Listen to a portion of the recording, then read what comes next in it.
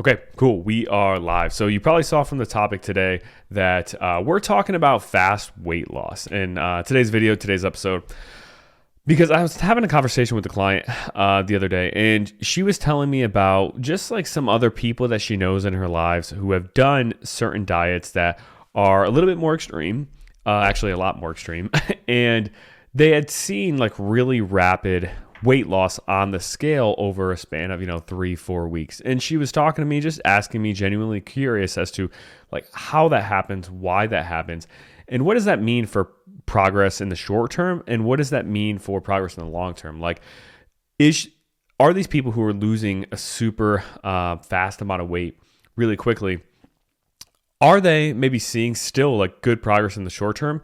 And as long as they can keep it off long term, is it a good thing, or is it still a bad thing even if they're able to keep it off long term? So I thought this would be a really good topic to talk about because there's a huge difference in losing weight fast versus slow. And there are a few key reasons why losing it slower is so much better for overall progress. Not even just keeping the weight off long term, but what it means, like what kind of weight you're actually losing. So I want to dive into the science behind fast weight loss, and if you should strive for that, what are the pros and cons, and what does this actually mean, right? Somebody who loses, let's say, 1 pound on average on the scale in a week, doing things with a more moderate approach, a proper calorie deficit, but not too big, not too extreme, versus somebody who loses maybe 4 or 5 pounds in their first week doing something more extreme, whether it's keto, Optavia, eating 1,000 calories a day, doing excessive cardio. What's the difference between these two, other than one's faster and one's slower and one seems less sustainable? But what's actually happening in the body between these two people? So one thing that we need to really understand, and I don't think many people do, I don't even think a lot of coaches understand this. So this first concept that I'm going to describe and explain to you is probably going to blow your mind, honestly. Like when I first learned about this, it kind of blew my mind as well, as far as how the body loses fat versus potentially losing muscle and what kind of differences that plays on the scale. And a lot of people think that it's like a 1-to-1 ratio where, okay, if you lose a pound of fat, that is the same like calorie deficit as if you lost a pound of muscle. It's just, one person's losing fat and one person's losing muscle, but it's not necessarily the same. So what I want to dive into first is the concept of when you are trying to lose body fat, you aren't actually trying to lose weight. And this might sound like really weird, but the weight loss that you see from losing fat is just a side effect from fat loss. It's not a requirement. So we have to really separate those two and realize that the weight on the scale doesn't always change in direct proportion to the fat that you're losing, just like the weight on the scale doesn't always change in direct proportion to the fat that you're gaining. Like you can gain fat and maybe lose muscle or lose something else, and your weight stay the same and your body composition look worse in your opinion. And the same could be true for the opposite. You could lose fat, but maybe gain muscle at the same time, and your body composition look better and you feel better, but the weight on the scale not change. So they're not directly proportional. So what we're really talking about when it comes to losing weight and changing your body composition, so many people want to, like my clients or women I work with, is instead of weight loss, we're more so talking about energy loss. We want to be in an overall energy deficit, right? The amount of calories that we are intaking is the amount of energy our body is digesting and absorbing. And then the amount of calories that we are burning is the amount of energy our body is putting out there. And there's obviously complexities with this, like hormones affect these things. Our food intake affects these things. Our exercise obviously affects these things. Sleep affects these things. Digestion, if you're even digesting, absorbing your food properly. So there's a lot of complexities in there. But simply put, if we want long-term body composition change, there needs to be some kind of difference between the energy that we are storing or keeping on our body versus the energy that we are taking out and expending through everything, we're doing, exercise, our body just kind of, normal metabolic processes to keep us alive and so on. And the thing that people don't realize is, like I said, they think there's a 1-to-1 ratio of energy in a pound of fat, let's say, versus energy in a pound of muscle. And they think the only difference between losing a pound of fat versus a pound of muscle is maybe, are you lifting weights? Are you resistance training? Are you doing this and that? Which all those things will help you to not lose muscle. But what they don't realize is that there is roughly 3,500 calories in a pound of fat. So if you were to put yourself in a 3,500 calorie deficit over, let's say, 7 days, because that's typically how people think about this, which is 500 calorie deficit per day, meaning you are burning 500 calories more than the calories that you eat. So that equals 3,500 calories in a deficit in a week. That would equal roughly 1 pound of fat, theoretically, mathematically.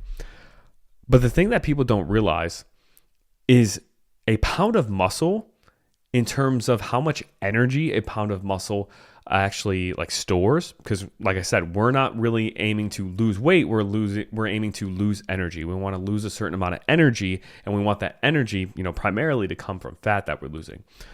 But a pound of muscle actually only has 600 to 700 calories of energy in it. It only has 700 or 600 to 700 units of energy in that pound of muscle, and the rest of that is water weight. So what does that mean in terms of how the scale can change depending on if we are losing fat or losing muscle mass? If you are in a 500 calorie deficit per day and 100% of fat is lost, so 100% of that 30 or 500 energy deficit that you have per day is fat, you are going to lose 1 pound on average per week. 1 pound of fat on average per week, right? So if 500 calories, you are eating less than what you burn each day, that will add up to a 3,500 calorie energy deficit for the week. And if all of that energy deficit is coming from your body fat, that is about 1 pound of fat loss per week. Now, let's think about muscle mass now. Because I said 1 pound of muscle only contains 600 to 700 calories, and the rest is water, essentially. There's some other things in there potentially, but most of it is water weight. If you were to lose 3,500 calories of energy, right? You're in a 3,500 energy deficit for the week, but 100% of that energy is actually coming from muscle versus fat. You would actually lose in that week's time, instead of 1 pound on the scale on average, you would lose around 5 to 6 pounds. So if you are somebody who is doing a very extreme diet, or you are eating a super low calorie intake, you are eating 1,000 calories a day, doing something like Optavia, something really extreme where you're putting your body at a higher risk of muscle loss, you could see a huge drastic change on the scale this first week, but you're actually losing way more muscle and way less body fat than somebody who's seeing a smaller change on the scale. And I think people, see this big change on the scale this first week, and they think, okay, maybe I lost a little bit of muscle and water, but most of it is probably body fat still. But that's really not the case if you're seeing this drastic change. Like if you're seeing a 4, 5, 6 pound change in the scale in a week, or even in 2 weeks, there's a good chance that huge drop, a lot of that is actually muscle or water weight. So that, when you really take that into account, it makes sense why when you do things the right way, your weight on the scale will change slower. And it's not even the fact that you are losing less body fat than the person who's doing the extreme route. It's just that you are losing less muscle, so you're losing far less water weight along with that. So it's just not changing the scale as fast. But 2 people can lose the same amount of fat, with one person losing 5 pounds in 5 weeks, then the other person maybe losing, let's say 15 pounds in, 5 weeks, same time period. That person who's losing 15 pounds in the 5 weeks compared to the 5 pounds in 5 weeks, that person who's losing the more of that weight it's not that they're losing a lot more body fat. They're just losing a lot more muscle mass and also water weight that comes along with that. And this doesn't even account for water weight loss that you see with extreme diets from your body just storing less carbohydrates in your liver and muscles. It's not even taking into account when you drastically reduce your calorie intake, your sodium intake really tanks, which isn't a good thing, but it really tanks, and that causes less water retention too. Also too, when you drastically cut your calories, you have less food bulk kind of moving through your digestive system. So you have just less weight like moving around in your small intestine and large intestine, all that kind of stuff in any given point. But simply from losing 100% of fat and being in a 3,500 energy deficit, that is going to be 1 pound of fat loss per week versus if you are losing 100% of muscle with that same energy deficit, you're going to lose about 5 to 6 pounds total. But those pounds are going to be water weight, they're going to be muscle mass, and they are going to drastically reduce how quote unquote good you look, right? Like most people that come to me, if you're in this group, you probably, if you do want to lose weight and see change on the scale, a big part of it is probably because you do want to look better. Like even if, a big part of it is health and everything, we all want to kind of feel confident in our own skin. And that's one of the biggest things I hear. So if you are taking the drastic route just to see the change on the scale go faster, you're more likely to lose muscle and water weight, which is going to make you look worse in most people's opinions. You also will feel weaker, right? Because you're losing muscle mass. So you're not going to have the energy or strength to, carry your kids around as much. You're not going to have the energy or strength to carry the groceries in as easily, to move things around the house. Like you're going to feel weaker if you're losing muscle, over this time period. Also, your metabolism will start to slow down a little bit. A lot of people overhype, I think, the changes in your metabolism that do happen from just having more muscle, but it is some. Like there could be, maybe like 100 calorie difference or so, maybe even up to a couple of hundred, if you're somebody who has a certain amount of muscle on your frame versus somebody who doesn't have very much muscle. So that does play a role as well.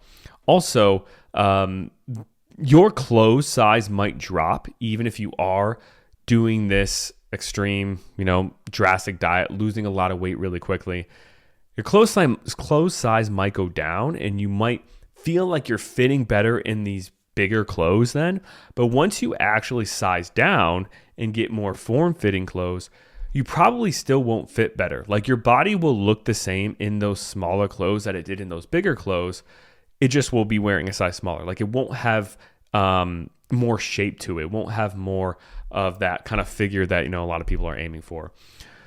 Also, thinking in terms of long-term, especially long-term health, losing a lot of muscle is far worse for your long-term health.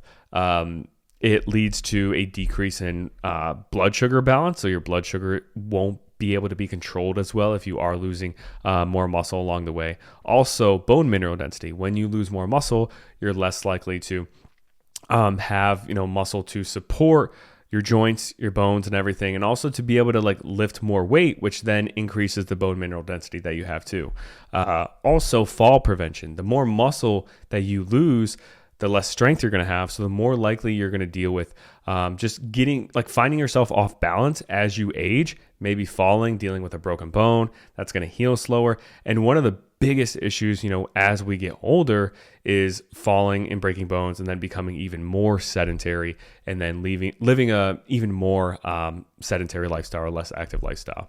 And then the last thing, as far as why we do not want to lose muscle as we lose weight, is because you're more likely to gain the weight back. And it's not because of the metabolism part that I mentioned, of your metabolism being a little bit elevated at rest when you have more muscle on your frame, which helps. But there is research and pretty strong evidence now showing that there is a kind of muscle mass or lean body mass set point, meaning that your body gets adjusted to how much muscle mass or lean body mass you have on your frame. And if you go through a crash diet or an extreme diet and you lose some of that muscle mass, your body ends up getting signals like, hey, sounding the alarms. Hey, we're losing some muscle. We're losing some lean body mass. We need to, eat more food to kind of rebuild that lean body mass back. But the thing is that these hunger signals that tell us to keep eating more to build that lean body mass back, they are typically stronger than how quickly you can actually gain that muscle mass back once you've lost it. So it leads to you gaining more body fat over time. It's almost like a thermostat that, senses that, like, you have the thermostat set at 70 degrees, and then all of a sudden you lose a bunch of body fat, or not body fat, you lose a bunch of muscle mass, and that brings the temperature down to 65. And then that thermostat really cranks on and actually goes overboard and turns your thermostat to 75 naturally, even though you want the temperature at 70, but it goes overboard to overcompensate. And that leads to your hunger increasing and you more likely to gain that weight back. And like I said, you're more likely to gain that weight back quicker than the pace that you can actually gain that muscle mass back. So you're actually more likely to gain more body fat back than what you lost. So you could go through a scenario where you crash diet, lose 5 to 10 pounds really quickly, and then your hunger signals are ramping up because you lost muscle, telling you to eat more because I want you to gain that muscle mass back, and then end up gaining 5 to 10 pounds back, but not gaining that lean body mass or that muscle mass back. So you actually have more fat on your frame than before you even started the diet, but you weigh the same. So that is probably one of the biggest reasons why we don't want to do these extreme diets, just to see the weight on the scale go down, because we don't want to put ourselves in a position where we're going to gain the weight back. And this is why, like, if you are losing body fat and you are following a good plan for your body, for your metabolism, and you are seeing slow changes on the scale, that is a good thing. If you are seeing super drastic changes on the scale, like I said, 3, 4, 5 pounds per week. Now, sure, there's going to be some fluctuations, and maybe like one day, the weight on the scale might be 3 pounds less than the other day. But on average, if over a span of 2 to 3 weeks, if you find yourself losing 6, 7, 8, 9, 10 pounds over that short time period, there's a really good chance that a lot of that is just muscle mass, and that is not a good thing. That will overall hurt your long-term progress. It will hurt your ability to keep this weight off long-term. So if you're doing it slower and you're seeing slower changes on the scale, that is a good thing. And feel reassured that that is, because like I said, if you are losing 3,500 calories of energy, that is only 1 pound of fat lost on the scale per week if you're losing 100% body fat. But if you're in a 3,500 energy or calorie deficit in a week and you're losing 100% of muscle, that is 5 to 6 pounds on the scale you're seeing go down. So it's a drastic difference. So knowing this, we can use this information and reassure ourselves. If we are losing it slower, then it's more likely that, all or a big portion of that weight is actually fat loss versus water weight or muscle mass, because we do not want to lose that. And that is why, a lot of people think that I am against cardio, but I'm absolutely not against cardio. I'm just for sure having some kind of lifting in your program, in your routine, like at minimum 1 time a week, but 2 times a week is kind of my recommended minimum, just to make sure that you're giving your body the stimulus it needs to keep muscle around. Because there are 2 ways, or I guess 3 ways, we could really make sure that we're not losing muscle as we're trying to lose body fat, which is number 1, lifting weights or resistance training, pushing yourself in the gym, doing traditional, I'm going to do 3 sets of 10, really push myself for all 3 of those sets. It doesn't have to be 3 sets of 10. That's just an example. But doing traditional resistance training, challenging your muscles that way is one way to make sure we keep muscle around. Number 2 is to make sure we're eating enough protein per day. So having an adequate amount of protein, usually around 0.8 to 1 grams per pound of your goal body weight, not current body weight. A lot of coaches will just throw out 1 pound of, or 1 gram per pound of body weight, which is not a good recommendation for a lot of people, especially if you have a lot of weight to lose. So 0.8 to 1 gram per pound of goal body weight is a rough number without looking at you specifically. And then the third way to maintain muscle mass is to just make sure we're not doing extreme diets. The more extreme your calorie deficit is each day, the more extreme that difference is between the amount of calories that you eat and the amount of calories that you burn, the more likely you are going to lose muscle, which may show greater changes on the scale, which can make you feel motivated and reassured and make you feel, excited because now, I'm hitting a new low weigh-in. But it's not great for long-term progress. So it's really important to realize we are aiming for an energy deficit over a period of time coming from 100% fat if we can. We're not necessarily aiming for a change in the scale necessarily. So hopefully that all makes sense. Let me know if this was surprising or kind of blew your mind, seeing the differences between, losing 3,500 calories of energy from fat in the scale versus losing 3,500 calories of muscle on the scale. Like, that kind of blew my mind when I first learned that it could be that big of a difference. But it makes sense, why a lot of these crash diets cause this rapid weight loss. And also too, there are some diets or programs where I know one for sure, Optavia, I'm pretty positive I've heard clients at least tell me that at some point they were recommended to not exercise while going on that diet. And I just kind of mentioned that lifting weights and exercise helps to keep that muscle around so you don't lose it.